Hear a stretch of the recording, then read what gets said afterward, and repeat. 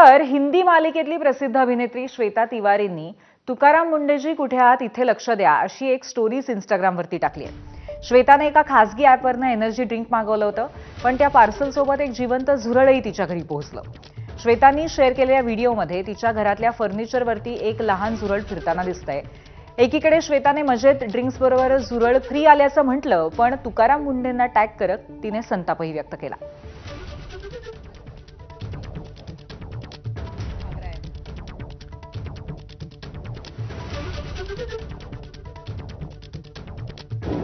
तो हमने इंस्टामार्ट से ये मंगाया, रेड बुल मंगाया, और इस रेड बुल के साथ इंस्टामार्ट से हमारे घर में कॉकरोच भी आया।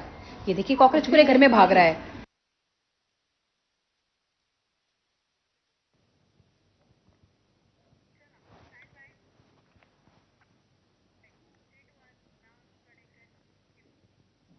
तुमचा आवडता बर्गर खाताना त्यात काचेचा तुकडा लागला तर? मुंबईमध्ये अंधेरीच्या प्रसिद्ध जिमीज बर्गरमध्ये बर्गर खात असताना तनिषा गोगरी या तरुणीच्या घासात असाच काचेचा तुकडा दिसला।